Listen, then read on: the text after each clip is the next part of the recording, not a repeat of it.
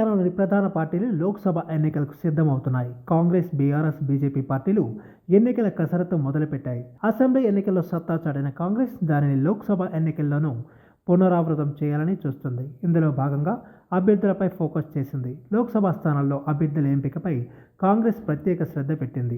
Assembly ఎన్నికల తరహాలోనే దరఖాస్తులు తీసుకుంటుంది. బుధవారం నుంచే ఈ ప్రక్రియ మొదలైంది. బలమైన అభ్యర్థులను బరిలో దించడమే లక్ష్యంగా కాంగ్రెస్ రంగం సిద్ధం చేసుకుంటుంది. ఇక తొలి రోజే కొందరు దరఖాస్తులు సమర్పించారు. తొలి రోజు 6 దరఖాస్తులు వచ్చినట్లు పార్టీ వర్గాలు వెల్లడించాయి.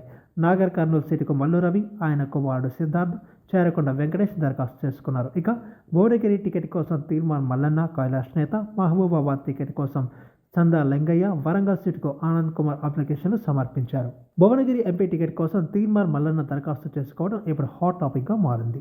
ఇక భువనగిరిలో పటేల్ రమేష్ రెడ్డి, చామల కిరణ్ రెడ్డిలలో ఒకరికి ఛాన్స్ దక్కవచ్చని అనుకున్నారు. అలాగే కోమటిరెడ్డి లక్ష్మీ పేరు కూడా వినిపించింది. అయితే ఇప్పుడు తీర్మాన్ మల్లన్న దరఖాస్తు చేసుకోవడం ఆసక్తికరంగా మారింది. ఆయనకి టికెట్ దక్కుతుందా లేదా అనేది ఉత్కంఠ రేపుతుంది.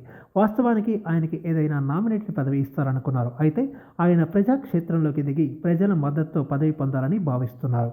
ఇందులో భాగంగానే లోక్సభ పోటీకి సిద్ధమయ్యారు. అత్యంత తీవ్ర పోటీ ఉన్న భువనగిరి ఆయనకి దక్కుతుందా అన్నది కీలకంగా మారింది. ఎందుకంటే ఈ సీటు కాంగ్రెస్కి కంచుకోట లాంటిది. గత ఎన్నికల్లోనూ ఇక్కడ హస్తం విజయం సాధించింది. తాజాగా జరిగిన అసెంబ్లీ ఎన్నికల్లోనూ ఈ స్థానం పరిధిలో కాంగ్రెస్దే హవా. అలాంటి పోటీ ఉన్న స్థానంపై మల్లన్న ఫోకస్ పెట్టడం కాంగ్రెస్తో హాట్ టాపిక్గా మారింది. ఈ వీడియో మీకు నచ్చినట్టయితే లైక్ చేయండి, షేర్ చేయండి, కమెంట్ చేయండి, సబ్స్క్రైబ్ చేయండి.